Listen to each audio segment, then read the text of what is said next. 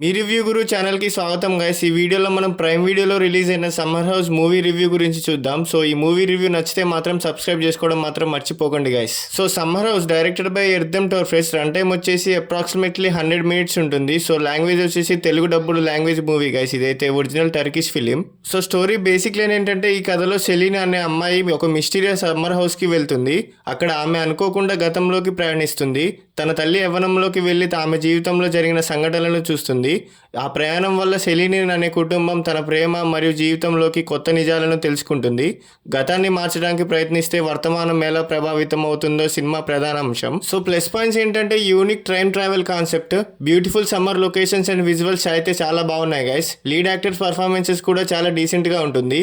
Family emotions కొన్ని చోట్ల concept బాగా వర్కౌట్ అవుతుంది. ఫ్యాంటసీ ఎలిమెంట్ ప్రేక్షకుల్లో క్యూరియాసిటీ పెంచుతుంది. సో నెగిటివ్ పాయింట్స్ ఏంటంటే, స్క్రీన్ ప్లే చాలా స్లోగా అనిపిస్తుంది. కొన్ని సీన్స్ అన్నెసెసరీగా స్ట్రెచ్ చేసినట్టు ఫీలింగ్ వస్తుంది. ఎమోషనల్ డెప్త్ ఇంకాస్త స్ట్రాంగ్గా ఉంటే బాగుండేది అనిపించింది. క్యారెక్టర్స్ డెవలప్మెంట్ పూర్తిగా సాటిస్ఫై చేయలేదు.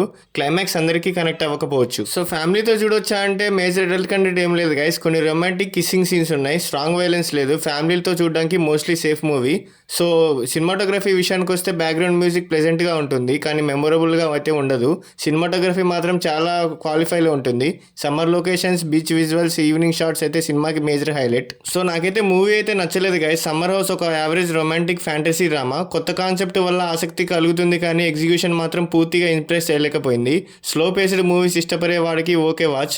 సో ఈ మూవీకి నా రేటింగ్ వచ్చేసి 2/5. సమ్మర్ హౌస్ కొత్త కాన్సెప్ట్ ఉన్న fantasy romantic drama. So visuals మరియు కాన్సెప్ట్ ఇంట్రెస్టింగ్గా ఉన్న, స్క్రీన్ ప్లే స్లోగా ఉండటం వల్ల ఇంపాక్ట్ అయితే రాలేదు.